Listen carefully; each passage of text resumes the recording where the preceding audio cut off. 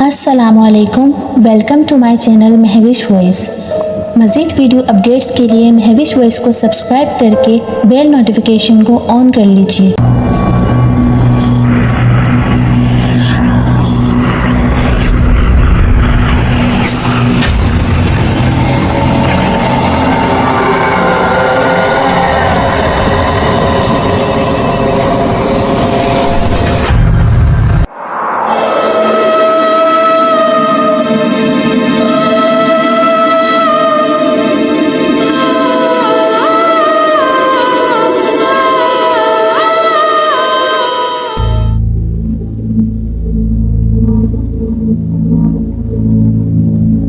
मेरा नाम इखलाक अहमद है। पेशे के हवाले से हम सुनार हैं। ये आज से तकरीबन 30 साल कबल की बात है। उन दिनों मैं और मेरा दोस्त आसिम, जो कि अब सऊदीया में होता है, सराफा बाज़ार में काम ख़त्म करके हर हफ्ते आखिरी शो में फ़िल्म देखने जाया करते थे। रात को वापसी में मैं बाइक पर आसिम को सदर छोड़ते हुए अपने घर जाया करता था।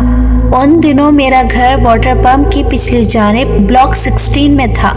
एक दिन मैं उसी तरह मामूल के मुताबिक आसिम को छोड़ते हुए अपने घर जा रहा था। कोई 12:30 पौने 1 का वक्त होगा कि करीमाबाद पुल से नीचे उतरते हुए आगे जो बंगले बने हुए थे, वहाँ चादर में लिपटी हुई एक कबूल सूरत खातून ने मुझे लिफ्ट के लिए हाथ दिया। उन दिनों वहाँ बहुत वीरानी सी होती थी। एक लम्हे के लिए तो मैंने सोचा कि आगे बढ़ जाऊं, लेकिन फिर ये सोचकर अकेली खातून है, रात के इस पहर न जाने क्या प्रॉब्लम हो, मैंने खातून के करीब बाइक रोकी और उनसे पूछा कहाँ जाना है। खातून ने ज़बानी तौर पर जवाब देने की बजाय बस हाथ के इशारे से आगे जाने का इशारा कर दिया। मैंने सोचा आगे आयशा मंजिल की चौरंगी है, शायद खातून को वहाँ जाना हो। जब आयशा मंजिल की चौरंगी आई तो मैंने बाइक रोककर पूछा अब कहाँ। उन्होंने फिर आगे जाने का इशारा किया। मैंने सोचा शायद वाटर पंप की चौरंगी जाना चाह रही हैं। सो मैंने बाइक आगे बढ़ा दी। ज़रा देर बाद ही हम वाटर पंप की चौरंगी पहुँच गए। लेकिन अब मेरे लिए हैरत के साथ साथ कुछ गुस्से की भी बात ये हुई थी कि खातून ने बाइक से उतरने की बजाय मुझे फिर आगे बढ़ने का इशारा किया। वाटर पंप से आगे सोहराब गोट की चौरंगी आती है, जहां उन दिनों बिल्कुल वीरानी होती थी। मेरा जी तो चाह रहा था कि मजीद आगे जाने से इनकार कर दूं, लेकिन न जाने क्यों मैं ऐसा नहीं कर सका और बाइक आगे बढ़ा दी। सोहराब गोट की चौरंगी आई तो मैंने पूछा अब कहाँ जाना है। Left side. इस बार भी हाथ से इशारा हुआ था। मैंने बाइक लेफ्ट साइड मोड़ ली। आगे जाकर 2 रोड आए, फिर पूछा और कहाँ। इशारा मिला राइट। उस वक्त मेरे जहन में सिवाय इसके कुछ नहीं था कि किसी भी सूरत इस अजाब से जान छुड़ाऊं।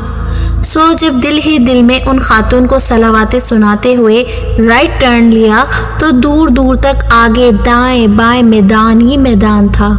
इससे पहले कि मैं कोई सवाल करता, बहुत धीमे लहजे में कहा गया बस यही उतार दें। फिर खातून ने बाइक से उतरते ही नाक की सीध में चलना शुरू कर दिया और मैं वापस अपने घर के रास्ते पर चल पड़ा।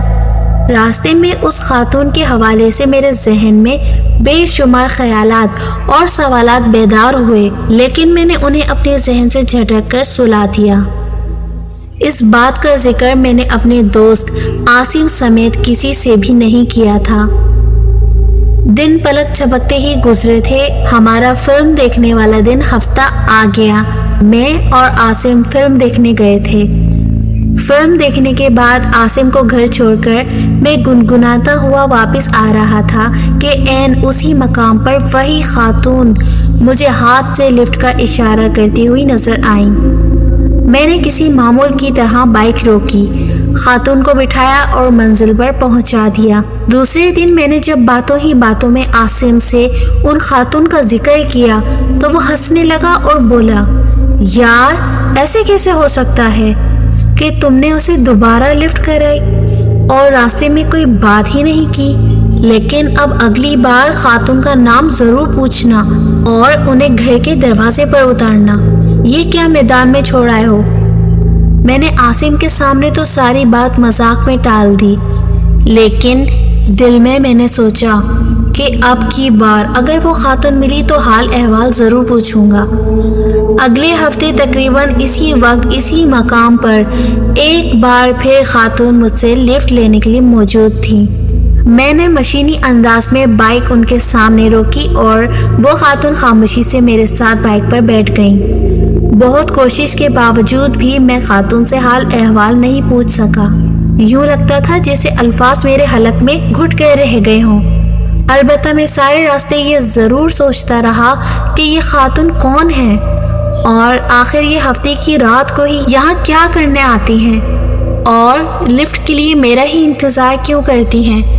اتنے میں خاتون کی منزل آ گئی، وہی گھور اندھیرا، ویرانی، بندہ نہ بندے کی ذات۔ آس پاس تو چھوڑو، دور دور تک کوئی گھر نہ کوئی راستہ، بس جہاں تک نظر جاتی میدان ہی میدان۔ ان خاتون نے بائک سے اترنے کے بعد اچانک ہی میرا سیدھا ہاتھ پکڑ کے مجھے اپنی جانب کھینچنا چاہا تھا، لیکن پھر ایک جھٹکے سے میرا ہاتھ یوں چھوڑ دیا جیسے انہیں کرنٹ لگا ہو۔ مجھ پر بھی اچانک ایک وحشت سی طاری ہوئی اور میں نے اسی وحشت کے عالم میں بائک واپسی کے لیے موڑی۔ بس ان چند لمحوں میں کیا دیکھتا ہوں کہ میں وہاں تنہا کھڑا تھا، وہ خاتون غائب ہو چکی تھی۔ دور دور تک اس ویران میدان میں میرے علاوہ کوئی نہیں تھا۔ اللہ جانے اس خاتون کو زمین کھا گئی تھی یا آسمان نگل گیا تھا۔ مجھے بائک موڑنے میں بہت سے بہت 3 سیکنڈ لگے ہوں گے۔ اتنی دیر میں کوئی انسان تو غائب نہیں ہو سکتا۔ میرے تو مانو سارے جسم سے جان ہی نکل گئی تھی، اور پھر مجھے نہیں معلوم کہ میں کس طرح گھر پہنچا۔ میں کئی دنوں تک بخار میں پھونکتا رہا۔ سب مجھ سے پوچھ کر تھک گئے کہ آخر میرے ساتھ کیا ہوا۔ میں کسی کو کیا بتاتا کہ 3 دفعہ جس عورت کو میں نے ڈراپ کیا وہ کون تھی۔ یہ مسٹری مجھ سے آج تک حل نہیں ہوئی کہ آیا وہ کوئی بدرو تھی یا پھر چڑیل، اور پھر جو اس نے میرا ہاتھ پکڑ کے کھینچا تھا، اگر اس وقت میرے بازو پر اماں کا دیا ہوا قرآنی تعویذ نہ بندھا ہوتا تو پھر میرا کیا حشر ہوتا۔ یہ سوچ کر آج بھی میرے رونگٹے کھڑے ہو جاتے ہیں۔